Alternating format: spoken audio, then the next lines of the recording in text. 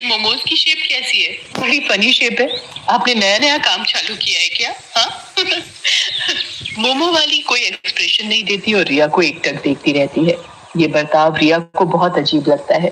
वो अब कुछ संकोच कर रही थी। फिर रिया मोमो खाने पर कंसंट्रेट करने लगती है। वो 2-3 मोमोज ही खा पाती है कि खाओ खाओ, चाव से खाओ, पता नहीं फिर कब खा पाओगी। और रिया को घूरने लगती है। अब रिया को मोमोज वाली के बर्ताव से डर लगने लगा था। रिया मोमोज वाली को 50 का नोट देती है पैसे कटवाने के लिए। लो आंटी, पैसे काट लो। मोमोज तो पूरे खाओ पहले, पैसे भी काट लूंगी। नहीं नहीं आंटी, घर के लिए देर हो रही है मुझे, आप ये लो पूरे पैसे रख लो, मैं चलती हूँ। रिया वो नोट वहीं स्टॉल पर रखकर मोमोज वाली से नजरें चुराते हुए आगे बढ़ जाती है। कुछ दूर आगे चलने पर रिया पीछे पलट कर देखती है तो वो मोमोज वाली अपने चुड़ैल रूप में रिया को घूर रही थी। ये देखकर रिया बहुत डर जाती है। रिया जल्दी जल्दी कदम बढ़ाने लगती है। वो रोड क्रॉस कर ही रही होती है कि सामने से एक ट्रक तेज स्पीड में आता है। जब तक रिया खुद को बचा पाती, ट्रक से उसका एक्सीडेंट हो जाता है। रिया खून से लथपथ रोड पर पड़ी होती है, जिसे देखकर वहां भीड़ इकट्ठी हो जाती है। अरे कितना खून बह रहा है इस लड़की का, कोई इसे हॉस्पिटल में एडमिट करवाओ। भला इन पुलिस के झमेले में कौन पड़ेगा? है भाई, एक्सीडेंट केस है, बार बार थाने कौन जाएगा अपना काम छोड़ छाड़ के। मोमोज वाली भीड़ को साइड करते आगे आती है और रिया को खून से लथपथ देख जोर जोर से हंसने लगती है। अरे पागल हो गई है क्या? किसी को ऐसे देखकर कौन हंसता है? तो ले जाओ हॉस्पिटल से, इतनी चिंता हो रही है तो खड़ी खड़ी शक्ल क्या देख रही है? कहकर वो अपने स्टॉल पर चली जाती है। बड़ी बदतमीज औरत है ये, भला ऐसे कौन बात करता है? फिर भीड़ से एक लड़का पुलिस को फोन करता है। पुलिस आकर रिया को हॉस्पिटल ले जाती है और उसके घर पर भी इन्फॉर्म कर देती है। वो मोमोज वाली अभी भी उस औरत को घूर घूर कर देख रही होती है। इतनी गर्मी हो रही है, भूख भी लग रही है, क्या करूं, मोमोज ही खा लूं क्या? फिर औरत मोमोज वाली पर जाती है। ए मोमोज वाली, हाफ प्लेट मोमोज लगा दे। मोमोज वाली उसे मोमोज देने लगती है पर घूरना बंद नहीं करती। क्यों री, मैं कब से तुझे देख रही हूँ, तू मुझे घूरे जा रही है? मेरी सुंदरता पर नजर लगाएगी क्या? खुद तो है ही बदसूरत, मुझे भी नजर मारना चाहती है। चुपचाप मोमोज बेच अपने। मोमोज वाली ये सब सुनकर गुस्से में आ जाती है पर कुछ कहती नहीं है। वो औरत मोमोज खाकर अपने घर जाने लगती है। तभी मोमोज वाली चुड़ैल भी उसके पीछे पीछे जाने लगती है और उसके घर का रास्ता देख लेती है। रात को, पता है आज दिन में मेरा पाला एक बड़ी अजीब सी औरत से पड़ा, वो मुझे घूरे जा रही थी। ओ, तुम्हारी सुंदरता से जल रही होगी बेचारी, अब क्या करे, तुम हो ही इतनी खूबसूरत। अरे बस जी, रहने दो तुम्हें तो बस मौका चाहिए मुझसे फ्लर्ट करने का। आधी उम्र निकल गई पर जवानी नहीं गई अभी तक। वे दोनों हंसने लगते हैं। मोमोज वाली चुड़ैल गली के खंभे पर बैठकर उन दोनों को देख रही होती है। तभी एकाएक पति की नजर गली वाले खंभे पर जाती है, पर तब तक वो चुड़ैल वहां से हट जाती है। अरे ये उस खंभे के बल्ब को क्या हो गया? कभी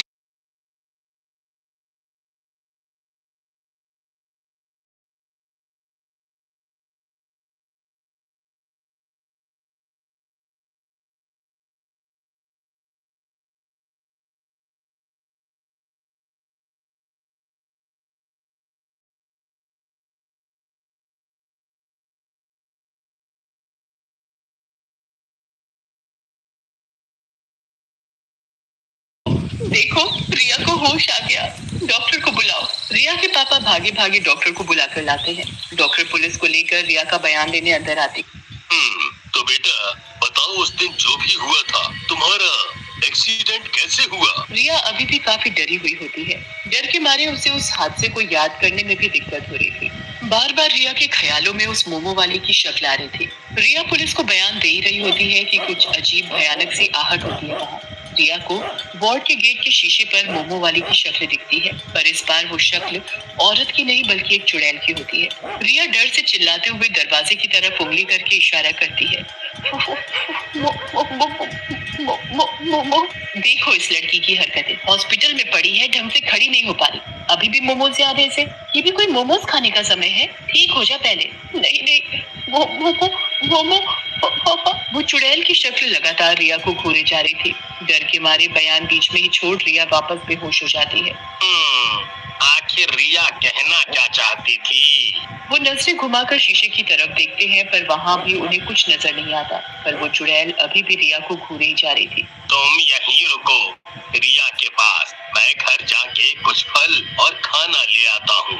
कहकर रिया के पापा घर जाते हैं और जरूरत का सामान लेकर हॉस्पिटल की तरफ आ ही रहे होते हैं कि उनकी नजर उसी मोमोज स्टॉल पर जाती है। वो देखते हैं कि जो भी लोग वहाँ मोमोज खा रहे थे, मोमो वाली उन्हें अजीब तरीके से घूर रही थी। ये बात उन्हें बहुत खटकती है, पर उसे नजरअंदाज करके वो फटाफट हॉस्पिटल आ जाते हैं। ये लीजिए, रिया के लिए कुछ दवाइयाँ और इंजेक्शन बाहर से लाने होंगे। अब यही रास्ता है रिया को होश में लाने का। कुछ भी कीजिए, आप बस मेरी बच्ची को बचा लीजिए। कहकर रिया के पापा नीचे मेडिसिन वार्ड में आते हैं। वहाँ वो एक पेशेंट को देखते हैं जिसे तुरंत आईसीयू में ले जाए जाने की तैयारी की जा रही थी। अरे ये तो वही है जिसे मैंने कुछ देर पहले मोमोज स्टॉल पर मोमो खाते देखा था। तभी उसके ख्यालों में मोमोज वाली का चेहरा आता है। और वो मोमोज वाली भी तो बड़ी अजीब थी। मोमोज खाते हुए लोगों को ऐसे देख रही थी जैसे कच्चा चबा जाएगी। अब उन्हें कुछ शक होने लगता है। और रिया भी तो मोमो खा रही थी। देखा जाए तो जिस रास्ते पर मोमो स्टॉल है वही रोड रिया के कॉलेज को भी जाता है। अब रिया के पापा के दिमाग में ये गुत्थी सुलझने लगती है। वो डॉक्टर का मंगवाया सामान लेकर जाते हैं। डॉक्टर रिया को इंजेक्शन देते हैं और कुछ घंटों में उसे होश भी आ जाता है। रिया, अच्छा एक बात बताओ, उस दिन रोड वाले मोमोज स्टॉल से क्या तुमने मोमोज खाए थे? हाँ पापा, खाए थे, पर उस औरत की नजरें अजीब थी। फिर रिया के पापा वहाँ आए हुए बाकी पेशेंट के घर वालों से बात करते हैं और सबका जवाब एक ही पाते हैं। अब वो बेचैन होने लगते हैं। अब मुझे समझ आ गया सब कुछ क्या और कैसे हो रहा है। वो वापस मोमो स्टॉल पर जाते हैं। उस औरत को थोड़ी दूर से छुप कर देखते हैं। सारे ग्राहकों के जाने के बाद वो मोमोज वाली एक चुड़ैल का रूप ले लेती है। हर दिन शिकार बनोगे तुम लोग। या तो मरोगे ही या मोमोज खाना ही भूल जाओगे। मोमोज क्या है दुनिया में, तहलका ही आ गया हो। अब खाओ मोमोज।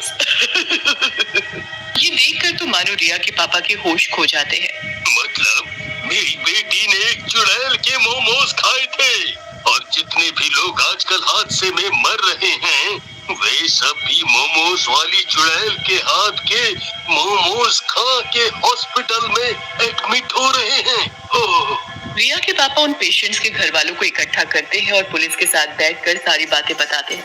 वे लोग डंडा लेकर उस जगह जाते हैं। चुड़ैल, अब तेरा असली रूप हमारे सामने आ चुका है। तेरे काले जादू वाले मोमोज खाकर हमारे घर वाले इस हालत में हैं। आज तो तू नहीं बचेगी। तुम लोग मेरा कुछ नहीं बिगाड़ सकते। जाओ जाकर अपने घर वालों को बचाओ जो मौत के मुंह में झूल रहे हैं। ये सुनकर वो लोग गुस्से में आ जाते हैं और डंडों से उसका स्टॉल तोड़ देते हैं और उसे भी पीटना शुरू कर देते हैं। बचाओ बचाओ बचाओ, चिल्लाते हुए वो मोमोज वाली चुड़ैल उड़ते उड़ते दूर जाने लगती है। आज तो जा रही हूँ मैं, पर एक दिन वापस जरूर आऊंगी।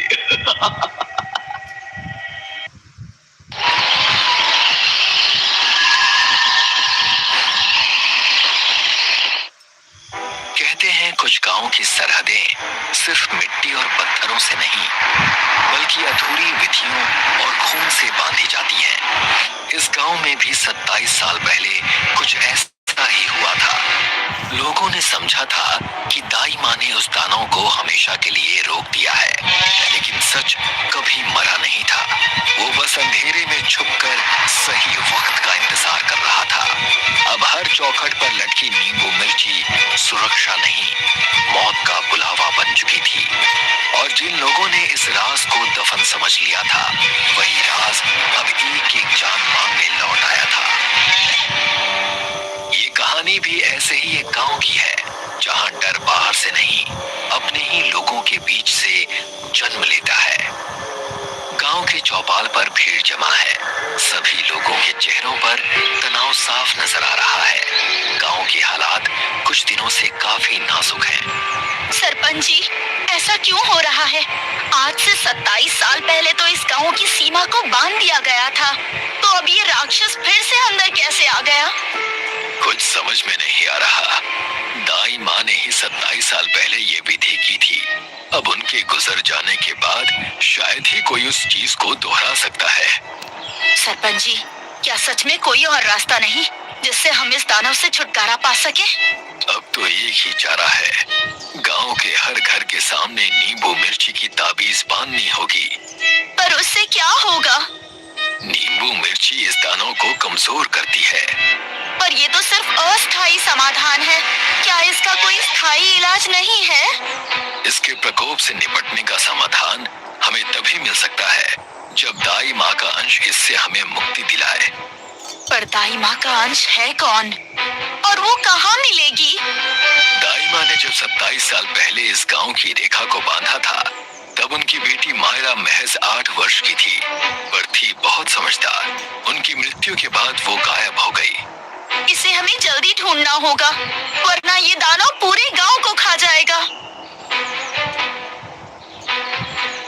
रात के समय पारुल और मीरा अपने अपने घर की तरफ जा रहे होते हैं, ये सुनिश्चित करते हुए कि हर घर की चौखट पर नींबू मिर्ची लगी है या नहीं।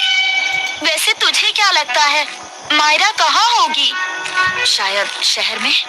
मुझे तो अब बहुत डर लगने लगा है, बस कोई अनहोनी ना हो। कुछ नहीं होगा, चल ठीक है, मैं चलती हूँ। तू भी सीधे घर ही जाना, बीच में कहीं रुकना मत। ये कहकर मीरा अपने घर चली जाती है।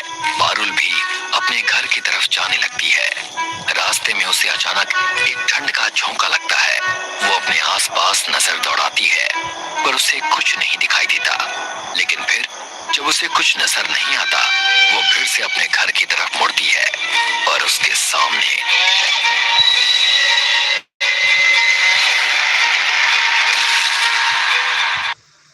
यहाँ मीरा अपने घर में संदूक खोलती है। उस संदूक में से वो एक छोटा सा हाथी के दांत से बना हुआ डिब्बा कपड़ों के ढेर के नीचे से निकालती है। उसमें से वो एक कोयले के टुकड़ों का माला निकाल कर पहनती है और उसी डिब्बे से एक छोटा आईना लेकर अपने आप को निहारती है। अगले दिन की शुरुआत डर के साथ होती है, जहाँ गांव के सारे लोग एक घेरा बनाकर खड़े होते हैं। घेरे के बीच होती है मृत पारुल की लाश। उसका शरीर ऐसा दिखता है जैसे उसके शरीर में खून का एक कतरा भी ना बचा हो। सरपंच जी भी वहीं खड़े होते हैं। उनकी आंखों में डर साफ दिखता है। दानव गांव के अंदर तक पहुंच गया है, हमारी सभी कोशिशें नाकाम रही हैं। तभी भीड़ के बीच से मीरा निकलती है। उसके चेहरे पर कोई भाव नहीं होता, मानो उसे कोई फर्क ही ना पड़ रहा हो। मीरा, तेरी सबसे पक्की सहेली थी है, तुझे दुख नहीं हो रहा? दुख तो है सरपंच जी, पर डर ज्यादा है। अगर हम रोना धोना करेंगे तो दानव हमें भी मार देगा। मैं चलती हूँ, मुझे घर पर नींबू मिर्ची बदलना है। ये कहकर मीरा वहाँ से चली जाती है। यहाँ सरपंच जी को उस पर शक होता है। उसी दिन सरपंच जी पंचायत के दफ्तर आते हैं। वहाँ पुरानी फाइलों को खंगालना शुरू करते हैं।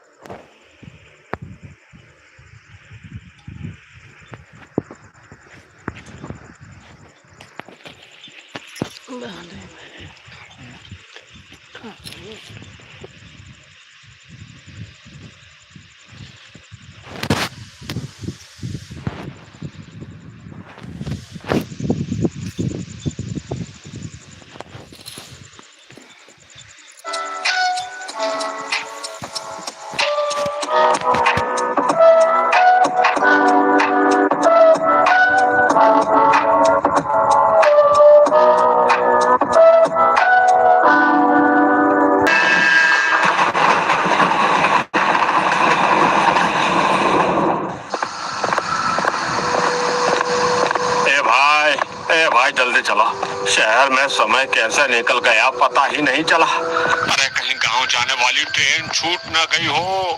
अरे नहीं तो पूरी रात स्टेशन पर फंसे रह जाएंगे। चलो चलो चलो चलो चलो भाई चलो। अरे तू भी ना भोला, हर बात पर घबराना शुरू कर देता। अरे अभी ट्रेन नहीं छूटी होगी रे भाई। हाँ थोड़ा शांति रख।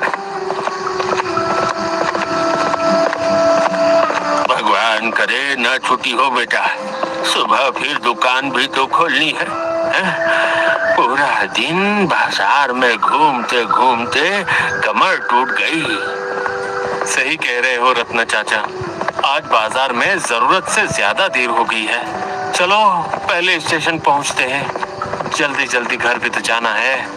शहर के बाजार में जरूरी सामान खरीदते खरीदते और अपने बाकी के काम निपटाते निपटाते चारों को काफी देर हो चुकी थी। जब तक वो माधवपुर रेलवे स्टेशन पहुंचे, रात का 1 बज चुका था। माधवपुर एक छोटा सा रेलवे स्टेशन था, जहां दिन में बहुत कम यात्री दिखाई देते थे और रात के उस समय पूरा स्टेशन लगभग सुनसान पड़ा था। प्लेटफॉर्म पर लगी पीली लाइटें चारों तरफ हल्की हल्की रोशनी फैला रही थी। और अच्छा हुआ ट्रेन नहीं आई, मुझे तो लगा था ट्रेन अभी तक चली गई होगी। अरे हाँ रे, वरना अभी तक तो हम लोग बीच रास्ते में ही खड़े रह जाते। क्यों भाई? अरे चलो बेटा, अरे भाई जब तक ट्रेन आती है यहीं बैठ जाते। चलो चलो चलो। ਤੁਹਾਨੂੰ ਮੈਂ ਵਾਰ-ਵਾਰ ਦੱਸਿਆ ਕਿ ਲੁੱਟ ਲੋ ਮੇਲਾ ਇਹ ਅੱਜ ਦਾ ਵਿਨਰ ਹੈ ਭਾਜੀ। ਸਾਡੇ ਕੋਲ ਵੇਖਿਆ ਜਲਦੀ ਗੱਲ ਅੱਜ ਇਸ ਮੇਰੇ ਵੀਰ ਨੇ ਆਪਣੇ ਮੂੰਹ ਦੱਸ ਕਿੰਨਾ ਪੈਸਾ ਕਰਿਆ। नहीं थोड़ी चेक करो 60,000 कुछ भी नहीं है ये तो थोड़ी मेरे तो और अगे वे हाय अल्लाह जी पाए कि नहीं 300 पाया कितना सोना तू 60,000 क्यों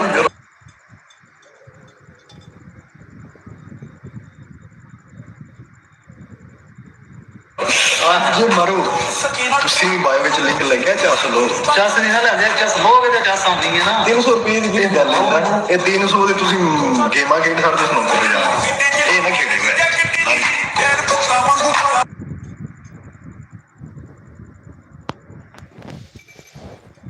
अरे भाई जब तक ट्रेन आती है यहीं बैठ जाते।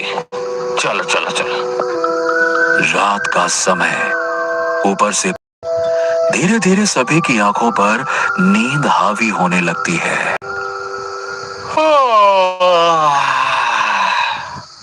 अरे भाइयों मुझे तो बहुत नींद आ रही है, सुबह से 1 मिनट भी आराम नहीं मिला। मुझे भी बेटा जरा आंख लग जाए तो अच्छा लगेगा। अभी ट्रेन आने में समय है, थोड़ी देर आराम कर लेते हैं, है ना?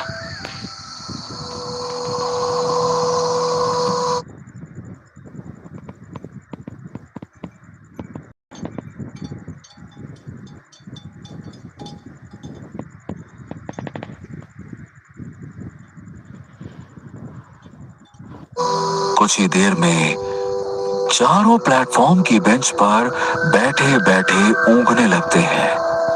पूरा स्टेशन एकदम शांत पड़ा था। अचानक दूर से ट्रेन के हॉर्न की आवाज सुनाई देती है। अरे बाबा, अरे लगता है ट्रेन आ गई रे भाई।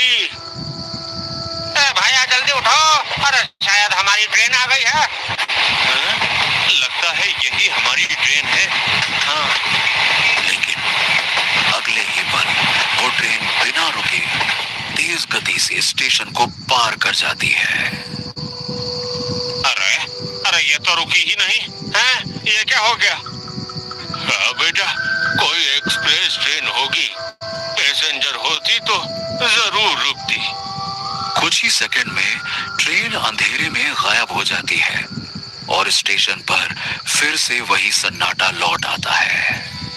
तभी स्टेशन पर लगे पुराने स्पीकर सुबह 5 बजे चलने वाली अगली ट्रेन का इंतजार करें। असुविधा के लिए हमें खेद है। धन्यवाद। अरे भाई ये क्या हो गया? अरे मतलब अब पूरे 4 घंटे यहीं रुकना पड़ेगा। है राम, पता नहीं ये कैसे रात कटेगी रे भाई। हाँ, अरे वाह रे। लगता तो यही है रत्न चाचा। इस समय गांव जाने का कोई और साधन भी तो नहीं है। अब क्या ही करें?